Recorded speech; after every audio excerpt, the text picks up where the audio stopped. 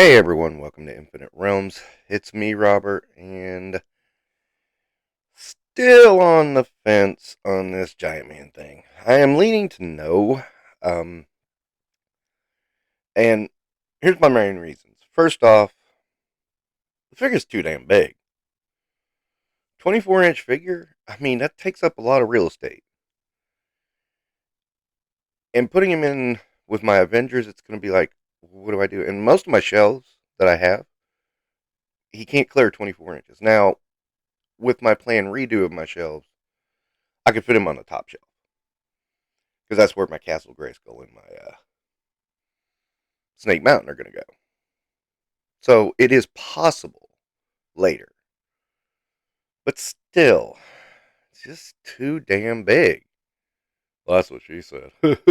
Yeah, I know. Secondly, he is overpriced. That's not to say I won't overpay for an action figure. Lord knows I did it with Blob. Even though I kept saying, no, I shouldn't, I shouldn't, I shouldn't. I did anyway. And I knew it. And I knew what I was doing. Do I regret it? Only slightly. This one is a much bigger ask. So, on that level, I got to think about it. And another point about the price that a lot of people, what's really bugging me is people are like going, oh, it's a great price for a HasLab. It's like, are HasLabs now a protected group that they get different price ranges? Because very few people are talking about the fact that the Sentinel was the same size and cost almost twice as much. Just saying. Crickets on that one. Well, okay, yeah, it's a decent price for a HasLab, but is it a decent price? That's the question I'm asking. And a lot of people don't seem to get that. I see a few people say, yeah, I know I'm overpaying. That's cool. And recognize it. Just like I do when I overpay. I recognize it. But a lot of people still feel like, oh, well, because it's a HasLab, it's got to be more expensive. And they've almost convinced you of higher prices are the way to go, even though we know inflation is not 200%. Okay, that's been my joke, but you know what I'm talking about. I did crack up when I saw Articulated Ninja's take when he showed Dan Yun saying that if they put Galactus out now, it would be $500. And was talking about with the Engine of Vengeance. Yeah, that didn't age well. Nothing with Engine of Vengeance aged well, but I digress. And third, I mean, I have so many big issues with crowdfunding a large corporation anyway. Although this becomes a very highly desirable prospect. Because it's why I want a freaking Giant Man for my Avengers. Now, tipping further, kind of looking around the hype, and it's like, I started thinking about 26 points of articulation in the hands. And I started thinking, wait a minute, 26 points. So I got to looking at the picture, and I was like, how are they getting 26 points of articulation? And then I came to the realization they're counting the knuckles twice. Because each knuckle has both a bend and a swivel. I guess if you get technical, can count as 2 points of articulation. I count it as one because the operative term in point of articulation is point. I never counted, for instance, some of the Black Series figures have a swivel and a bend in the knee. I never counted that as 2 points of articulation. I counted it as knee articulation. That's the only thing I can figure is why they're saying 26 points of articulation. The tiers are shit. I'm not even going to get into them. They're terrible, and that's not going to be a factor. I still argue there should have been like a Hank Pym and a lab coat or a regular sized Giant Man. That those would have been perfect in my mind. They didn't do that because we don't want to hide things behind a paywall. And as I've said, it wasn't that you were hiding it behind a paywall. It's that you were making highly desirable figures hidden behind a paywall to make an undesirable HasLab more desirable. People have been asking for Mephisto for years. People have been asking for the Goblin Queen for years. Both of those were hidden behind the Engine of Vengeance, which was a drastically overpriced HasLab. So yeah, I've watched a lot of people and a lot of opinions, and some people are backing it, some people aren't. And you know what? I've watched the non-bullshit content creators, and I've watched the bullshit content creators, and what they've all had to say, and I've been like, both have good points. You know, if I know I'm overpaying and I accept that, then that's what it is. There you go. I mean, it settled that. That settles that real well. You know you're overpaying. You're overpaying for this. But if you accept that you're overpaying for it, there's that. Do I want to overpay for it? No. Do I think this is worth $200? No. No, it's about 150 max. I think that's even pushing it. But we don't have a one-to-one comparison. All we have is something like the Super Adaptoid, which I think is overpriced itself. That's why I didn't buy one. Yeah, I bent on Blob because really needed that figure to complete my Brotherhood of Evil Mutants. But this is a totally different thing.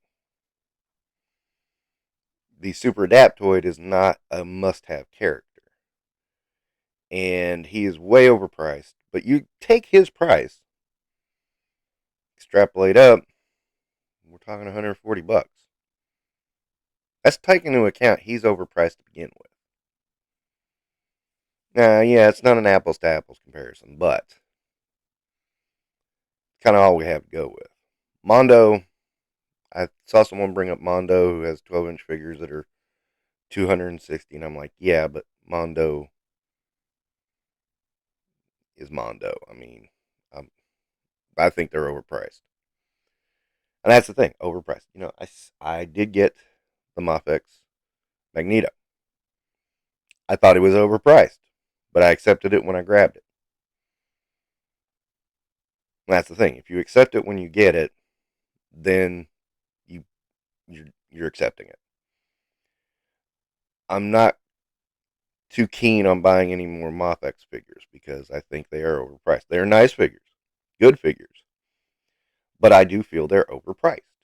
That's that. Now, saying that, looking at Giant Man again, I think he's overpriced. You don't know what goes into toy production. Well, I've listened to people who do, who have said you could have done this regular retail. Da da da. I think to me, a Giant Man who's between 16 and 20 inches, I think 20 inches is really pushing it. Would have been perfect. You know, I really think 18 inches would have been perfect because that's really big, giant scale, but manageable and normal. you know, I know it sounds normal for a giant character, but no, I mean, you know, Giant Man. Let's face it, Giant Man could change. You know, he did go into many, many different sizes, so it is hard to get a scale on Giant Man. But I do think the 24 inches is just a little too much. Now, again, I didn't grab the Sentinel or Galactus. Galactus is the only one I think is right to scale because Galactus should be freaking huge. I actually did think the Sentinel was a little oversized. And I purposefully did not get that. I thought Galactus was a little bit overpriced, so well, he was a lot overpriced if you believe this. So yeah, that's why I passed on that. This is a little overpriced. Not majorly overpriced. So there we are. Now, I've also been thinking, well, if I don't get this one, what are my alternatives? Well, let's take a look at that for a second. There is, of course, the Build-A-Figure from Toy Biz. Still one of the best Toy Biz figures ever done. One of the best Marvel Legends ever done. And the price on that is almost comparable to the HasLab. Now, I think once the hype dies down on this HasLab, the price on the Build-A-Figure may go down. I took a look around. The Sentinel Build-A-Figure definitely went down. I mean, it's not cheap, but it's not super expensive either. The Build-A-Figure Galactus, surprisingly, I didn't see any completed transactions on that one, so I can't tell you what that's going for. Weird, huh? Yeah. I don't know what the deal is on that. I saw completed ones on the HasLab one. Didn't see completed deals on the Build-A-Figure from Toy Biz. So I'm not sure if that's going to hold, I'm not sure if my theory holds any water, is what I'm saying.